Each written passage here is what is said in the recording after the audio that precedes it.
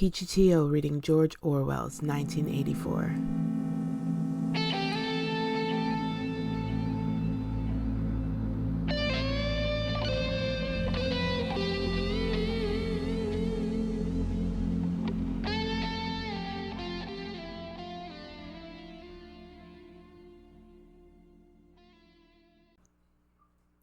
Chapter 8. They had done it. They had done it at last. The room they were standing in was long-shaped and softly lit. The telescreen was dimmed to a low murmur. The richness of the dark blue carpet gave one the impression of treading on velvet. At the far end of the room, O'Brien was sitting at a table under a green-shaded lamp with a mass of papers on either side of him. He had not bothered to look up when the servant showed Julia and Winston in. Winston's heart was thumping so hard that he doubted whether he would be able to speak. They had done it. They had done it at last, was all he could think. It had been a rash act to come here at all, and sheer folly to arrive together. Though it was true that they had come by different routes and only met on O'Brien's doorstep. But merely to walk into such a place needed an effort of the nerve. It was only on very rare occasions that one saw inside the dwelling places of the inner party, or even penetrated into the quarter of the town where they lived. The whole atmosphere of the huge block of flats, the richness and spaciousness of everything, the unfamiliar smells of good food and good tobacco, the silent and incredibly rapid lifts sliding up and down, the white-jacketed servants hurrying to and fro, everything was intimidating. Although he had a good pretext for coming here, he was haunted at every step by the fear that a black uniformed guard would suddenly appear from around the corner, demand his papers, and order him to get out. O'Brien's servant, however, had admitted the two of them without demur. He was a small, dark-haired man in a white jacket, with a diamond-shaped, completely expressionless face, which might have been that of a Chinese. The passage down which he led them was softly carpeted, with cream-papered walls and white wainscoting, all exquisitely clean. That, too, was intimidating.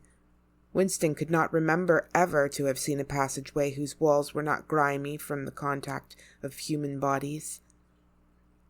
O'Brien had a slip of paper between his fingers and seemed to be studying it intently. His heavy face, bent down so that one could see the line of the nose, looked both formidable and intelligent. For perhaps 20 seconds he sat without stirring. Then he pulled the speak right towards him and rapped out a message in the hybrid jargon of the ministries. Items 1,5,7 approved, full-wise, stop, suggestion contained, item 6 double plus, ridiculous, verging crime think, cancel, stop, unproceed, construction-wise, anti-getting plus full, estimates, machinery, overheads, stop, end message. He rose deliberately from his chair and came towards them, across the soundless carpet. A little of the official atmosphere seemed to have fallen away from him with the newspeak words, but his expression was grimmer than usual, as though he were not pleased at being disturbed. The terror that Winston already felt was suddenly shot through by a streak of ordinary embarrassment. It seemed to him quite possible that he had simply made a stupid mistake. For what evidence had he in reality that O'Brien was any kind of political conspirator? Nothing but a flash of the eyes and a single equivocal remark. Beyond that, only his own secret imaginings, founded on a dream. He could not even fall back on the pretense that he had come to borrow the dictionary, because in that case, Julia's presence was impossible to explain. As O'Brien passed the telescreen, a thought seemed to strike him. He stopped, turned aside, and pressed a switch on the wall. There was a sharp snap. The voice had stopped. Julia uttered a tiny sound, a sort of squeak of surprise. Even in the midst of his panic, Winston was too much taken aback to be able to hold his tongue. "You can turn it off," he said. "Yes," said O'Brien. "We can turn it off. We have that privilege." He was opposite them now. His solid form towered over the pair of them, and the expression on his face was still indecipherable. He was waiting, somewhat sternly, for Winston to speak. But about what? Even now it was quite conceivable that he was simply a busy man wondering irritably why he had been interrupted. Nobody spoke. After the stopping of the telescreen, the room seemed deadly silent. The seconds marched past, enormous. With difficulty, Winston continued to keep his eyes fixed on O'Brien's. Then suddenly the grim face broke down into what might have been the beginnings of a smile. With his characteristic gesture, O'Brien resettled his spectacles on his nose. "Shall I say it, or will you?" he said. "I will say it," said Winston promptly. "That thing is really turned off." "Yes, everything is turned off. We are alone." "We have come here because—" He paused, realizing for the first time the vagueness of his own motives. Since he did not in fact know what kind of help he expected from O'Brien, it was not easy to say why he had come here. He went on, conscious that what he was saying must sound both feeble and pretentious. "We believe that there is some kind of conspiracy, some kind of secret organization working against the party, and that you are involved in it. We want to join it and work for it. We are enemies of the party. We disbelieve in the principles of Ingsoc. We are thought criminals. We are also adulterers. I tell you this because we want to put ourselves at your mercy. If you want us to incriminate ourselves in any other way, we are ready." He stopped and glanced over his shoulder with the feeling that the door had opened. Sure enough, the little yellow-faced servant had come in without knocking. Winston saw that he was carrying a tray with a decanter and glasses. "Martin is one of us," said O'Brien impassively. "Bring the drinks over here, Martin. Put them on the round table. Have we enough chairs? Then we may as well sit down and talk in comfort. Bring a chair for yourself, Martin. This is business. You can stop being a servant for the next 10 minutes. The little man sat down, quite at his ease, and yet still with a servant-like air, the air of a valet enjoying a privilege. Winston regarded him out of the corner of his eye. It struck him that the man's whole life was playing a part, and that he felt it to be dangerous to drop his assumed personality even for a moment. O'Brien took the decanter by the neck and filled up the glasses with the dark red liquid. It aroused in Winston dim memories of something seen long ago on a wall or a hoarding. A vast bottle composed of electric lights, which seemed to move up and down and pour its contents into a glass. Seen from the top, the stuff looked almost black, but in the decanter it gleamed like a ruby. It had a sour, sweet smell. He saw Julia pick up her glass and sniff at it with frank curiosity. "It is called wine," said O'Brien with a faint smile. "You will have read about it in books, no doubt. Not much of it gets to the outer party, I'm afraid." His face grew solemn again, and he raised his glass. "I think it is fitting that we should begin by drinking a health. To our leader, to Emmanuel Goldstein." Winston took up his glass with a certain eagerness. Wine was a thing he had read and dreamed about. Like the glass paperweight of Mr. Charrington's half-remembered rhymes, it belonged to the vanished romantic past, the olden time, as he liked to call it in his secret thoughts. For some reason he had always thought of wine as having an intensely sweet taste, like that of blackberry jam, and an immediate intoxicating effect. Actually, when he came to swallow it, the stuff was distinctly disappointing. The truth was that after years of gin drinking, he could barely taste it.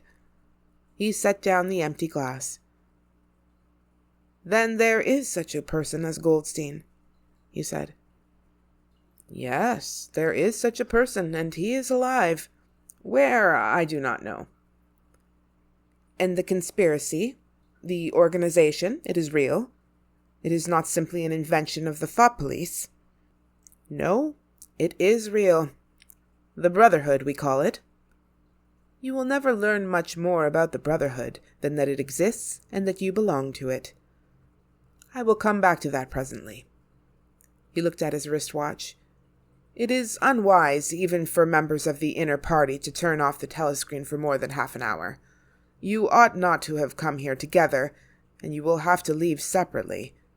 You, comrade," he bowed his head to Julia, "will leave first. We have about 20 minutes at our disposal. You will understand that I must start by asking you certain questions, in general terms. What are you prepared to do?" "Anything that we are capable of," said Winston. O'Brien had turned himself a little in his chair so that he was facing Winston. He almost ignored Julia, seeming to take it for granted that Winston could speak for her. For a moment the lids flitted down over her eyes. He began asking his questions in a low, expressionless voice, as though this were a routine, a sort of catechism, most of whose answers were known to him already. "You are prepared to give your lives?" "Yes." "You are prepared to commit murder?" "Yes." "To commit acts of sabotage which may cause the death of hundreds of innocent people?" "Yes." "To betray your country to foreign powers?" "Yes." "You are prepared to cheat, to forge, to blackmail, to corrupt the minds of children, to distribute habit-forming drugs, to encourage prostitution, to disseminate venereal diseases, to do anything which is likely to cause demoralization and weaken the power of the party?" "Yes." "If, for example, it would somehow serve our interest to throw sulfuric acid in a child's face, are you prepared to do that?" "Yes." "You are prepared to lose your identity and live out the rest of your life as a waiter or a dock worker?" "Yes." "You are prepared to commit suicide if and when we order you to do so?" "Yes." "You are prepared, the two of you, to separate and never see one another again?" "No!" broke in Julia. It appeared to Winston that a long time passed before he answered. For a moment he seemed even to have been deprived of the power of speech. His tongue worked soundlessly, forming the opening syllables, first of one word, then of the other, over and over again. Until he had said it, he did not know which word he was going to say. "No," he said finally. "You did well to tell me," said O'Brien. "It is necessary for us to know everything." He turned himself toward Julia and added in a voice with somewhat more expression in it, "Do you understand that even if he survives, it may be as a different person? We may be obliged to give him a new identity. His face, his movements, the shape of his hands, the color of his hair, even his voice would be different. And you yourself might have become a different person. Our surgeons can alter people beyond recognition. Sometimes it is necessary. Sometimes we even amputate a limb." Winston could not help snatching another sidelong glance at Martin's Mongolian face. There were no scars that he could see. Julia had turned a shade paler so that her freckles were showing, but she faced O'Brien boldly. She murmured something that seemed to be assent. "Good. Then that is settled." There was a silver box of cigarettes on the table. With a rather absent-minded air, O'Brien pushed them towards the others, took one himself, then stood up and began to pace slowly to and fro, as though he could think better standing. They were very good cigarettes, very thick and well-packed, with an unfamiliar silkiness in the paper. O'Brien looked at his wristwatch again. "You had better go back to your pantry, Martin," he said. "I shall switch on in 1/4 of an hour. Take a good look at these comrades' faces before you go. You will be seeing them again. I may not." Exactly as they had done at the front door, the little man's dark eyes flickered over their faces. There was not a trace of friendliness in his manner. He was memorizing their appearance, but he felt no interest in them, or appeared to feel none. It occurred to Winston that a synthetic face was perhaps incapable of changing its expression. Without speaking or giving any kind of salutation, Martin went out, closing the door silently behind him. O'Brien was strolling up and down, one hand in the pocket of his black overalls, the other holding his cigarette. "You understand," he said. that you will be fighting in the dark. You will always be in the dark. You will receive orders and you will obey them, without knowing why. Later I shall send you a book from which you will learn the true nature of the society we live in, and the strategy by which we shall destroy it. When you have read the book, you will be full members of the Brotherhood. But between the general aims that we are fighting for and the immediate tasks of the moment, you will never know anything. I tell you that the Brotherhood exists, but I cannot tell you whether it numbers 100 members or 10 million. From your personal knowledge, you will never be able to say that it numbers even as many as a dozen. You will have 3 or 4 contacts. You will be renewed from time to time as they disappear. As this was your first contact, it will be preserved. When you receive orders, they will come from me. If we find it necessary to communicate with you, it will be through Martin. When you are finally caught, you will confess. This is unavoidable. But you will have very little to confess other than your own actions. You will not be able to betray more than a handful of unimportant people. Probably you will not even betray me.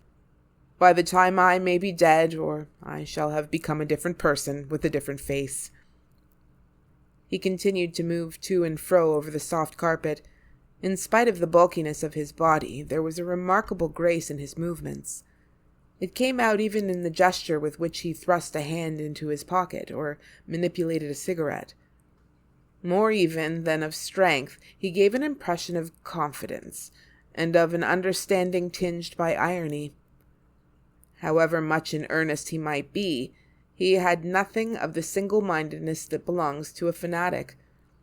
When he spoke of murder, suicide, venereal disease, amputated limbs, and altered faces, it was with a faint air of persiflage. "This is unavoidable," his voice seemed to say. "This is what we have got to do unflinchingly. But this is not what we shall be doing when life is worth living again." A wave of admiration, almost of worship, flowed out from Winston towards O'Brien. For the moment he had forgotten the shadowy figure of Goldstein. When you looked at O'Brien's powerful shoulders and his blunt-featured face, so ugly and yet so civilized, it was impossible to believe that he could be defeated. There was no stratagem that he was not equal to, no danger that he could not foresee. Even Julia seemed to be impressed. She had let her cigarette go out and was listening intently. O'Brien went on. "You will have heard rumors of the existence of the Brotherhood. No doubt you have formed your own picture of it. You have imagined, probably, a huge underworld of conspirators meeting secretly in cellars, scribbling messages on walls, recognizing one another by code words or by special movements of the hand. Nothing of the kind exists. The members of the Brotherhood have no way of recognizing one another, and it is impossible for any one member to be aware of the identity of more than a few others. Goldstein himself, if he fell into the hands of the thought police, could not give them a complete list of members, or any information that would lead them to a complete list. No such list exists. The Brotherhood cannot be wiped out because it is not an organization in the ordinary sense. Nothing holds it together except an idea which is indestructible. You will never have anything to sustain you except the idea. You will get no comradeship and no encouragement. When finally you are caught, you will get no help. We never help our members. At most, when it is absolutely necessary that someone should be silenced, we are occasionally able to smuggle a razor blade into a prisoner's cell. You will have to get used to living without results and without hope. You will work for a while, you will be caught, you will confess, and then you will die. Those are the only results that you will ever see. There is no possibility that any perceptible change will happen within our own lifetime. We are the dead. Our only true life is in the future. We shall take part in it as handfuls of dust and splinters of bone. But how far away that future may be, there is no knowing. It might be 1,000 years. At present, nothing is possible except to extend the area of sanity little by little. We cannot act collectively. We can only spread our knowledge outwards from individual to individual, generation after generation. In the face of the thought police, there is no other way." He halted and looked for the third time at his wristwatch. "It is almost time for you to leave, comrade," he said to Julia. "Wait, the decanter is still half full." He filled the glasses and raised his own glass by the stem. "What shall it be this time?" he said, still with the same faint suggestion of irony. "To the confusion of the thought police? To the death of Big Brother? To humanity? To the future?" "To the past," said Winston. "The past is more important," agreed O'Brien gravely. They emptied their glasses, and a moment later Julia stood up to go. O'Brien took a small box from the top of a cabinet and handed her a flat white tablet, which he told her to place on her tongue. It was important, he said, not to go out smelling of wine. The lift attendants were very observant. As soon as the door had shut behind her, he appeared to forget her existence. He took another pace or two up and down, then stopped. "There are details to be settled," he said. "I assume that you have a hiding place of some kind." Winston explained about the room over Mr. Charrington's shop. "That will do for the moment. Later we will arrange something else for you. It is important to change one's hiding place frequently. Meanwhile, I shall send you a copy of the book." Even O'Brien, Winston noticed, seemed to pronounce the words as though they were in italics. "Goldstein's book. You understand? As soon as possible. It may be some days before I can get hold of one. There are not many in existence, as you can imagine. The thought police hunt them down and destroy them almost as fast as we can produce them. It makes very little difference. The book is indestructible. If the last copy were gone, we could reproduce it almost word for word. Do you carry a briefcase to work with you?" he added. "As a rule, yes." "What is it like?" "Black, very shabby, with 2 straps." "Black, 2 straps, very shabby. Good. One day in the fairly near future, I cannot give a date, one of the messages among your morning's work will contain a misprinted word, and you will have to ask for a repeat. On the following day you will go to work without your briefcase. At some time during the day in the street, a man will touch you on the arm and say, 'I think you have dropped your briefcase.' The one he gives you will contain a copy of Goldstein's book. You will return it within 14 days. They were silent for a moment. "There are a couple of minutes before you need to go," said O'Brien. "We shall meet again, if we do meet again." Winston looked up at him. "In the place where there is no darkness," he said hesitantly. O'Brien nodded without appearance of surprise. "In the place where there is no darkness," he said, as though he had recognized the allusion. "And in the meantime, is there anything that you wish to say before you leave? Any message? Any question?" Winston thought. There did not seem to be any further question that he wanted to ask. Still less did he feel an impulse to utter high-sounding generalities. Instead of anything directly connected with O'Brien or the Brotherhood, there came into his mind a sort of composite picture of the dark bedroom where his mother had spent her last days, and the little room over Mr. Charrington's shop, and the glass paperweight, and the steel engraving in its rosewood frame. Almost at random, he said, "Did you ever happen to hear an old rhyme that begins, 'Oranges and lemons say the bells of St. Clement's'?" Again O'Brien nodded. With a sort of grave courtesy, he completed the stanza. "Oranges and lemons, say the bells of St. Clement's. You owe me 3 farthings, say the bells of St. Martin's. When will you pay me, say the bells of Old Bailey. When I grow rich, say the bells of Shoreditch." "You knew the last line," said Winston. "Yes, I knew the last line. And now I'm afraid it is time for you to go. But wait. You had better let me give you one of these tablets." As Winston stood up, O'Brien held out a hand. His powerful grip crushed the bones of Winston's palm. At the door, Winston looked back, but O'Brien seemed already to be in process of putting him out of mind. He was waiting with his hand on the switch that controlled the telescreen. Beyond him, Winston could see the writing table with its green-shaded lamp and the speakwrite and the wire baskets deep laden with papers. The incident was closed. Within 30 seconds, it occurred to him, O'Brien would be back at his interrupted and important work on behalf of the party. If you've enjoyed this reading, please let me know by clicking the like button, subscribing, and hitting the notification bell so that you know when another story is available. Please visit peachybooks.ca to read my reviews and have some lively discussions about great books. Thanks for listening.